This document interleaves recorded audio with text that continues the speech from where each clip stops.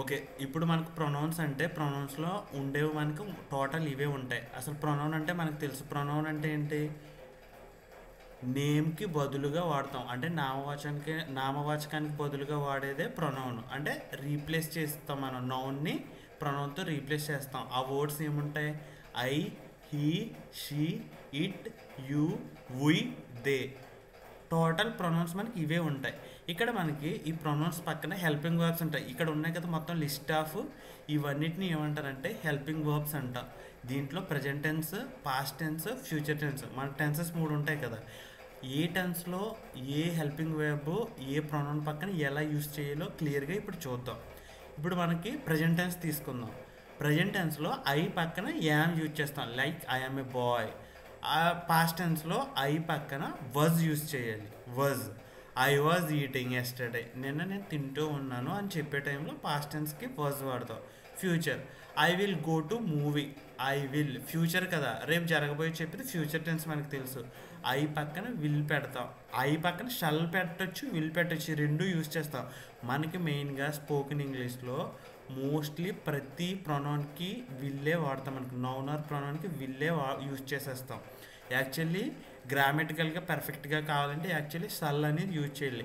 I shall go to A movie. నేను మూవీకి వెళ్తాను అలా. ఐ పక్కన మాత్రం షల్లో వీళ్ళు బోత్ వీ క్యాన్ యూజ్, ఈ రెండు యూజ్ చేయొచ్చు.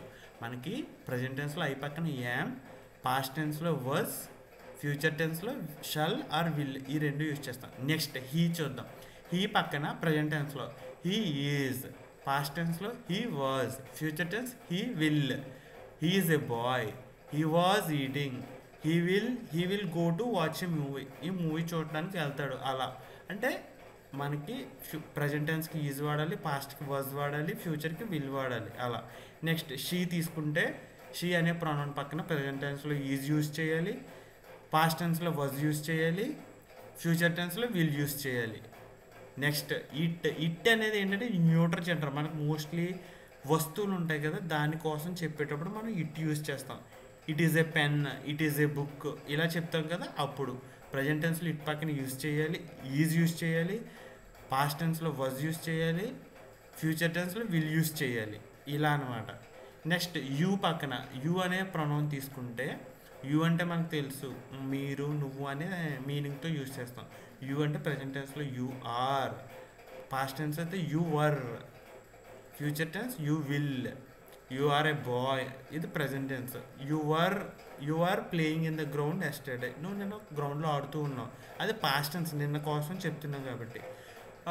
You will go to Amalapuram, నువ్వు అమలాపురం వెళ్తావు. ఇలా విల్ అనేది మనం ఫ్యూచర్ కోసం యూ పక్కన యూజ్ చేస్తాం.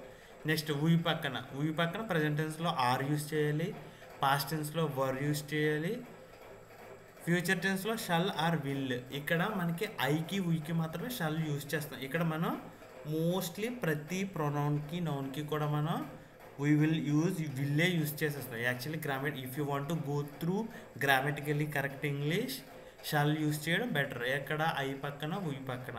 Okay, it's clear. Next they ఉంది. దే అనే ప్రొనౌన్ తీసుకుంటే మనం పక్కన ఆర్ యూజ్ చేయాలి, they are. Next past tense అయితే వర్ యూజ్ చేయాలి. నెక్స్ట్ ఫ్యూచర్ టెన్స్ అయితే విల్ యూజ్ చేయాలి. లైక్ దే ఆర్ కమింగ్, వాళ్ళు వస్తున్నారు present. They were coming yesterday, నిన్న they were coming here by this time yesterday, నిన్న ఈ టైంకి వాళ్ళు వస్తూ ఉన్నారు. పాస్ట్ టెన్స్ కోసం చెప్తున్నాం. Next they will come tomorrow, వాళ్ళు రేపు వస్తారు. ఇలా మనం ఇక్కడ మనకున్న ప్రొనౌన్స్ పక్కన ఏవైతే ఈ హెల్పింగ్ వర్బ్స్ ఉన్నాయో కరెక్ట్గా మనకు పెట్టడం వస్తే మనకి సెంటెన్స్ క్రియేట్ చేయడం అనేది ఈజీగా వస్తుంది. ఇక్కడ మనం ఏ ప్రొనౌన్ పక్కన ఏ హెల్పింగ్ వర్బ్ యూజ్ చేయాలో కరెక్ట్గా తెలియకుండా మనం సెంటెన్స్ ఫ్రేమ్ చేయడం పాసిబుల్ అవ్వదు. కాబట్టి you have to remind all these helping verbs ఏది ఎక్కడ యూజ్ చేయాలో మనం ఖచ్చితంగా గుర్తుపెట్టుకోవాలి.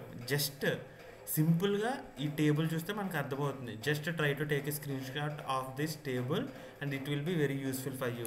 ఇక్కడ మనకి ఏ ప్రొనౌన్ పక్కన ఏముందో క్లియర్గా ఉంది. కాబట్టి ఇవి మంచిగా నేర్చుకుంటే నెక్స్ట్ మన టెన్సెస్ నేర్చుకోవాలన్నా, సెంటెన్స్ స్ట్రక్చర్ నేర్చుకోవాలన్నా చాలా యూజ్ అవుతాయి. కాబట్టి వీటిని నెగ్లెక్ట్ చేయకుండా ఖచ్చితంగా ఫోకస్ చేసి నేర్చుకుంటే అప్కమింగ్ క్లాసెస్ అండ్ మీరు మాట్లాడే ఎబిలిటీ కూడా స్పీడ్గా గ్రో అవుతుంది. కాబట్టి you have to focus on it.